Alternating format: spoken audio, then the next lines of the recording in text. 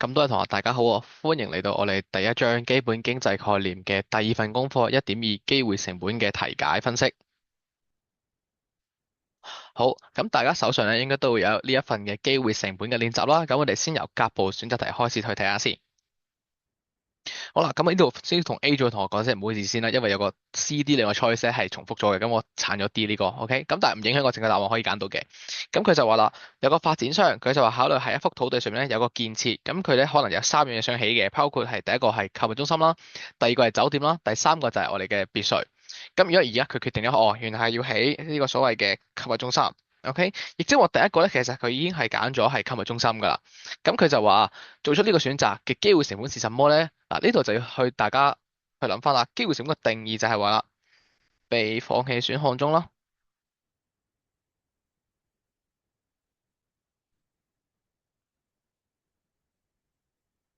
被放棄選項中價值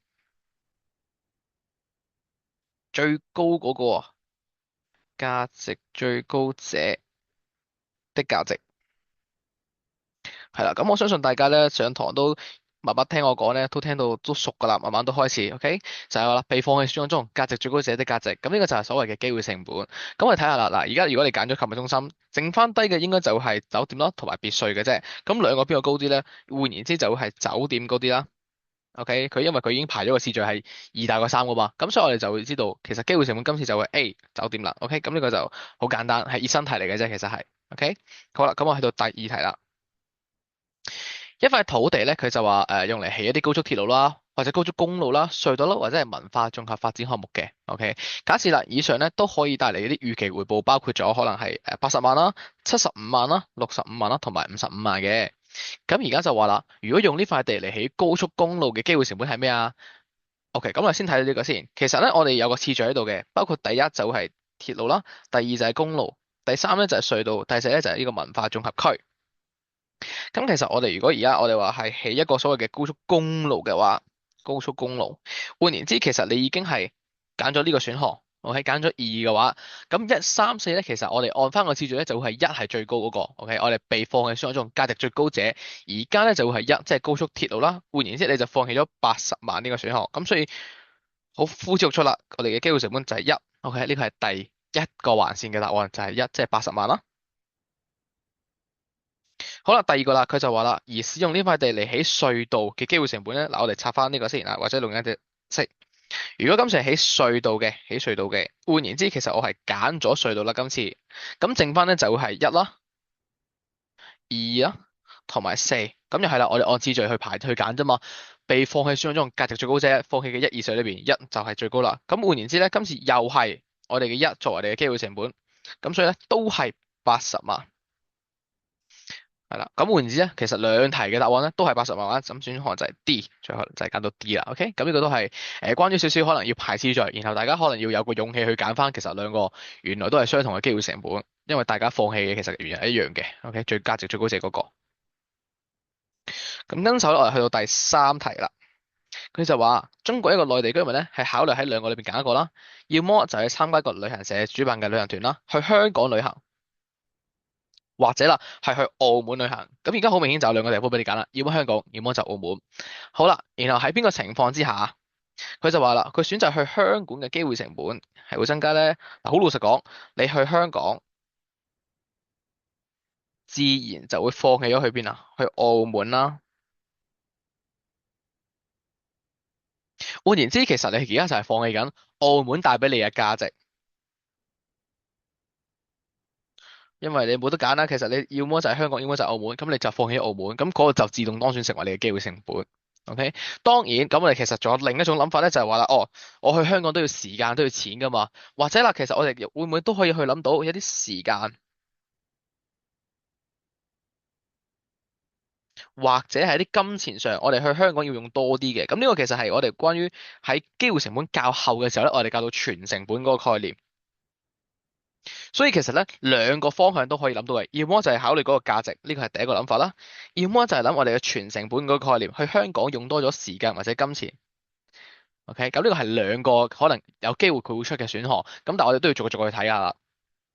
嗱，首先 A 先啦，去香港嘅旅程裏邊咧，食物嘅質素咧原來差咗嘅。咁呢個唔係影響澳門價值啦，亦都唔係影響緊香港嘅時間或者金錢嘅話，其實呢個係講緊咩咧？其實呢個係講緊我哋有一個常用句子就話啦，只係影響，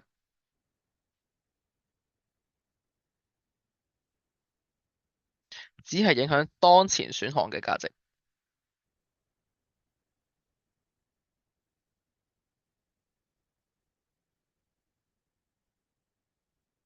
OK，只是影響當前選項嘅價值。咁呢個就唔關我哋放棄咗嘅嘢，亦即係機會成本事。OK，咁呢個要小心。所以 A 咧就唔啱啦。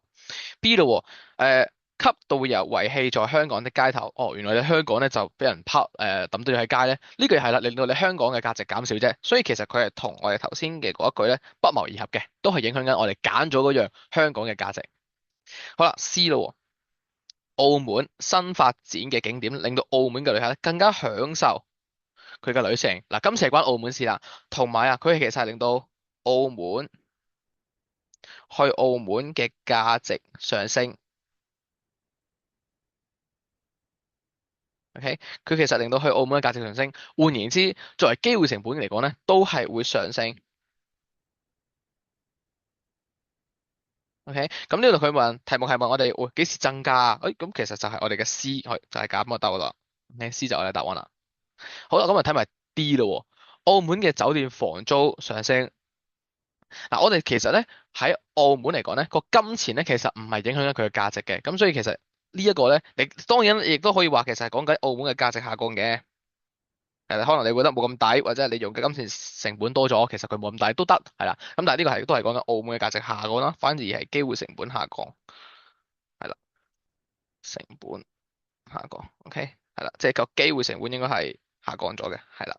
咁所以 D 就都唔啱，係啦，咁所以再揀到 C。好啦，第四題咯喎。馬尼咧佢就話啦，諗住喺兩個方式裏邊咧揀一個去度過佢嘅聖誕假期啦。要麼就係幫阿叔叔咧工作賺3000蚊，要麼咧就係去一個叫做北京嘅文化之旅。咁啊二揀一嘅啫。換言之，咁而家佢係揀咩咧？佢係揀幫叔叔工作啦。OK，咁你揀得幫叔叔工作，換言之，你嘅機會成本就係呢個北京嘅文化之旅啦。OK，咁又係啦，我哋其實有兩個概念嘅，要麼就係你幫叔叔工作嘅時間或者金錢用多咗，或者係北京文化之類嘅價值減少咗。嗱，兩個都有機會係我哋嘅機會成本嚟嘅。OK，一個就係全成本嘅概念，一個就係關於價值被放喺選項中價值最高者嘅價值嘅嗰一個概念，所以兩個都可以作為嚟我哋嘅潛在嘅答案啦。咁但係我哋都要逐個逐個去睇嘅。嗱，記住我哋係邊個減低啊？OK。好，咁我睇下啦。A 瑪利亞叔啊，就將佢嘅人工咧減至2000蚊。呢個又係原來係咩啦？我哋呢個唔係金錢嘅成本，呢個係金錢嘅回報。調翻轉嚟講咧，其實佢係令到我哋當前選項，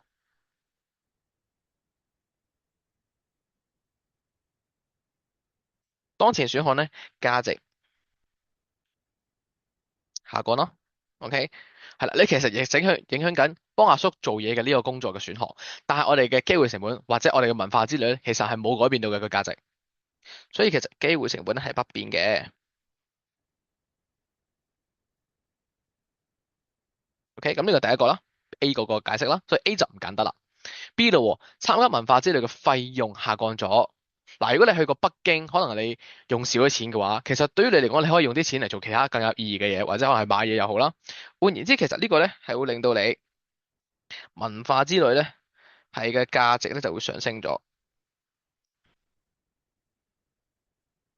咁頭先你話啦，幫阿叔做嘢，幫叔叔工作，你正正就係放棄呢個文化之類。而家文化嘅價值上升咗，咁即係話你嘅機會成本都會跟住上升啦。但係題目係要咩啊？減低。我哋而家係上升咗，所以我哋就唔揀得呢個啦。B 都唔揀得。C 咯，文化之類嘅其中一個精彩項目被取消。呢個咧今次就真係影響緊文化價值啦，之類嘅嗰個價值啦。而且係點啊？取消咗，咁你一定好 sad 啦。你覺得冇得去睇一啲好精彩嘅項目，咁你文價值就會少咗。換言之，其實你嘅機會成本亦都會隨之下降。OK，咁其實呢個就係我哋嘅正確答案啦。C。OK，好啦，咁我哋去睇埋 D 咯喎。馬里叔叔咧同意，就話啦，哦，好，你可以叫埋你最好嗰個朋友咧一齊嚟做嘢。而家其實佢係講緊咩啊？你工作嘅嗰個價值啊嘛。可能你會覺得好開心啊，有嗰個好朋友同我一齊工作，冇錯，你工作嘅價值係會上升。咁但係其實亦都係只不過同我哋頭先 A 嗰個解釋其實一樣嘅啫，只係影響緊你揀咗嘅選項，只係影響緊你揀咗嘅選項，而你嘅機會成本應該係不變嘅，機會成本不變。OK，咁所以其實好清楚嘅，A、B、C、D 其實我都解釋晒。OK，咁最後答案就會揀 C。OK，C 係啦。如果冇問題嘅話，咁我哋就去到下邊啦。OK，後一版咁就係第五題啦，選擇題。好，咁我哋睇下啦。可盈咧有下面三個方式嚟度過2小時嘅，要波就係睇籃球比賽啦，但係咧要就買飛嘅喎，140蚊一張飛。第二件事啦，可以去快餐店打工，時薪就50蚊，或者啦去超市咧就翻工，咁啊時薪60蚊添。好，咁咧我哋問阿可盈啦，而家佢觀看籃球比賽嘅機會成本是什麼咧？啱啱都有提過少少嘅，其實我哋呢個其實係一個全成本嘅概念。咁全成本即係咩啊？金錢成本。金錢嘅成本加另一樣啦，可能係時間成本或者係非金錢成本，其實名嚟嘅啫都得嘅，係啦，時間成本。好啦，咁啊睇下咯喎，金錢成本，如果你係睇籃球比賽，你要俾幾多錢咧？你要俾140蚊，我諗呢個大家都應該掌握到嘅。但係後邊嗰個時間成本就難少少啦。點解咧？好多同學就會俾人陰咗。點解咧？哦，嚟睇下邊個高啲咯。你嘅時間哦，一個50，一個60，咁咪加翻60咯。要小心嘅係咩咧？佢其實一場波係睇2個鐘㗎，所以其實你放棄嘅時間係2個鐘，每個鐘60蚊，咁你加佢140，加翻120，其實最後等於260噶。換言之，其實你嘅總成本就係260蚊，D dot 啦，OK，D dot 啦，就係咁。係啦，好，咁如果冇問題嘅話咧，我哋就去到短問答嘅部分噶啦。咁啊睇下第六題咯。嘉明咧就考慮啦，喺大學咧讀法律啦，或者讀醫學。OK，咁呢個又係個2選1嘅題目嘅啫，即係話你揀咗一個做選項嘅話，另一個就自動當選嘅機會成本噶啦。咁佢就話啦，為未來嘅將來嘅職業做準備啦。如果出現以下嘅情況，佢讀法律，原來人哋已經幫我揀咗啦。讀法律嘅機會成本會唔會改變呢？咁樣嗱，呢個係個立場嚟嘅，整個答咗先。咁我睇下先。A 醫學界，醫學界，醫學界嘅預期工資下降。嗱，我哋啱啱講咗啦，你揀得法律嘅呢個醫學啦，你揀得法律，即係話你放棄咗醫學。而家呢一個 A part 嘅情況係咪正正就係影響緊醫學嘅價值啊嘛？OK，咁如果你工資下降，理論上你嘅價值都會下降啦，因為你覺得哦，原來讀呢個醫學咧，其實個將來回報好少嘅。咁其實讀醫學好似個價值都好低喎，因為我將來翻嘅收入可能又會少咗，翻工嘅收入。咁所以咧，我哋就會寫翻個立場先啦。首先，我嘅價值一定有改變啦，換言之，機會成本都有改變啦。咁所以咧，我哋答翻個立場先，就係會啦。然之後咧，我哋就要開始去解釋啦。咁好多時候經濟科嘅解釋就係話，哦，我睇翻個定義去解釋嘅啫。咁首先我哋就會話啦，哦，因為被放棄選項中，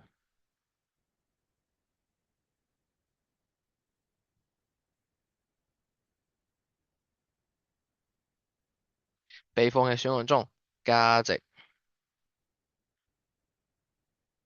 最高者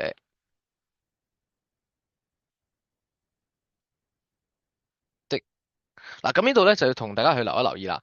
好多同學佢唔記得咗，我哋話每一次你為咗要扮到好似有睇題目咁樣，你要同我解釋翻價值最高者喺呢條題目裏邊係乜嘢先？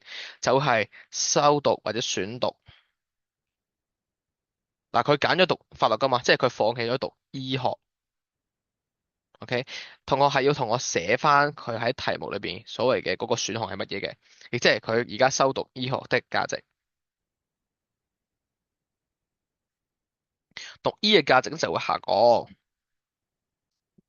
OK，因為佢預期工資低咯。OK，下降咗，咁所以都唔咁吸引啦。所以我哋就話啦，個價值其實下降咗嘅。換言之，機會成本咧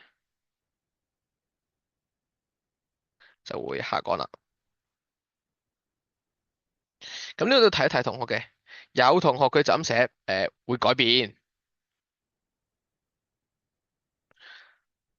誒，我想同同學講嘅係會改變，其實好多方向嘅，係升啊定係跌啦。喺呢個情況咧，你就要同個學改卷嘅老師講清楚，其實升定跌嘅。如果你咁樣寫咧，係有機會扣咗你一分嘅解釋分。OK，係寫得唔清楚佢當你咁，所以大家唔好咁樣寫。OK，記住寫翻係升定跌啦，個價值升定跌，機會成本升定跌。咁跟住就到 B part 咯喎。今次咧就係啦，嗱你揀咗法律㗎，依然係揀法律嘅，然後就話啦，哦，法律界嘅工資低咗。OK，首先我哋好肯定嘅係今次醫療界其實唔關事啦，因為唔係影響緊佢啦，而係影響緊法律界嘅嘢啦。OK，即係話影響緊你修讀法律嘅嗰個價值。咦？呢個咪好有啲似我哋之前教過你嘅，只是影響當前選項的價值咯，係嘛？咁我哋又去寫一寫啦。首先咧，今次咧，因為淨係影響緊上面我哋揀咗嗰個選項啦，咁成機會成本即係個醫學嘅價值其實冇改變到嘅，咁所以我就否，因為只是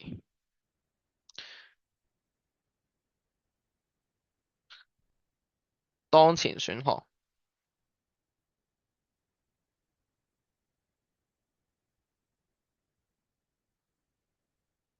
的價值。咁當然咧，可以寫埋上升定下跌嘅，係啦。當前選項嘅價值下降，即係淨係我揀咗嗰個選項嘅價值下降啫。而被放棄選項中，嗱又係啦，要執翻住個定義去寫。好多同學咧去到呢度就懶寫啊，佢就唔肯再寫埋嗰個定義出嚟。被放棄選項中，係啦，價值最高者，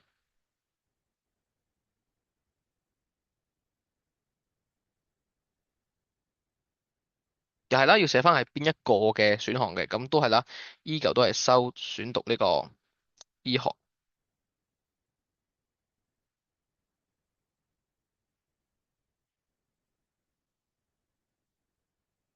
係啦嘅價值，價值係啦，咁咧就不變。因為佢淨係影響讀法律嘅價值啫，醫學嘅價值其實冇喐過嘅。換言之，機會成本咧其實都係不變，機會成本不變。OK，係啦，咁呢個就係完美嘅解釋啦。咁咧，我想同同學去媽媽點樣俾分咧？其實嗱，A part 咧，其實你立場俾到一分，然後你後邊寫到哦，其實個價值被放喺選項中價值最高者的價值下降咧，其實呢度已經有一分㗎啦。OK，成個解釋有一分啦。咁 B part 咧，有啲時候其實會俾三分嘅，點解咧？立場一分啦，有可能咧呢一句其實都有分嘅。OK，然後下邊嘅機會成本不變，其實都去到有一分啦，係啦，咁呢度三分嘅分佈，係啦，咁要大家要小心自己留意翻。當然我今次淨係寫咗兩分俾大家，其實咁所以咧變咗係可能可以寫呢句或者寫呢句都得，係啦，咁但係我都希望大家寫齊晒啦，係啦，費事考試嘅時候你唔識得去變通啫，其實係啦，費事失分咁樣。好啦，咁啊嚟到最後一題啦，佢就話某著名歌手咧就嚟香港演出啦，好多市民咧都會去排隊買嗰啲入場券啦。假設咧大家呢啲市民咧都要買一個鐘啦。同埋咧，大家都要俾1000蚊嘅，咁啊好正常啦。買一啲歌手嘅入場券都要俾錢啦。OK，好啦，解釋下呢啲市民啦，買一張入場券啊，佢話佢嘅機會成本係必然相同咧，咁樣嗱。其實經濟科咧問得你係咪必然相同咧，90%都係唔係噶啦。咁即我哋答咗立場否啦，咁就要解釋嘅喎。首先咧，其實大家應該要清楚嗱，佢又有時間又有錢，換言之，其實佢係問緊咩啊？全成本嗰個概念啦。咁所以咧，好多時候咧，我哋都會寫一條式出嚟先嘅，就會話啦，因為全成本等於金錢成本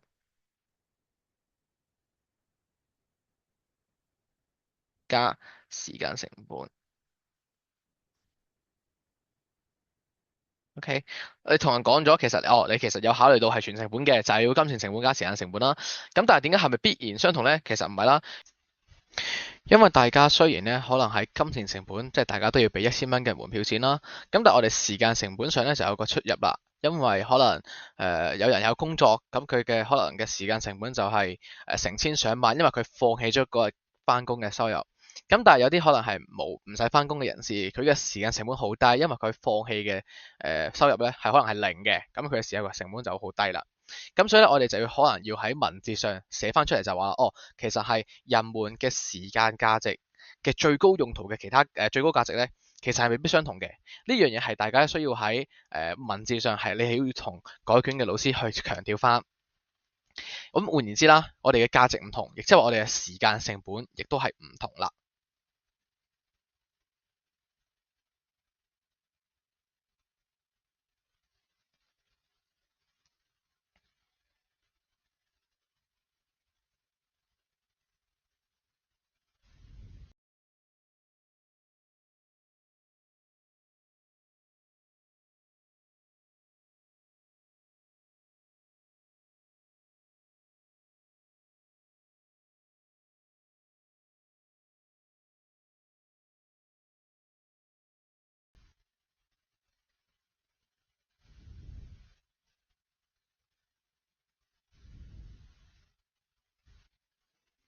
好，咁最後咧就同大家講少少比分嘅位置啦。其實咧有啲時候咧，我哋話立場一定有一分啦。咁但係咧，其實可能係個公式，即係紅色嘅嗰一句啊，全成本等於金錢成本加時間成本咧，可能都會有一分。而最後啦，可能係我哋嘅解釋，即係話個其他用途嘅最高價值咧，都係有一分。咁你要記住嘅就係咩咧？喺經濟科裏邊咧，其實好多時候我哋都係睇啲關鍵字去比分嘅啫。OK，譬如話咩最高價值啊、全成本啊呢啲公式嘅概念。咁所以大家一定要熟讀我哋嘅筆記嘅內容啦，係啦，亦都係睇清楚我哋平時上堂嘅一啲例題。OK，咁希望大家喺去再睇多次呢一份筆記，如果有唔明嘅就嚟教研室揾我。OK，咁我哋下次再見。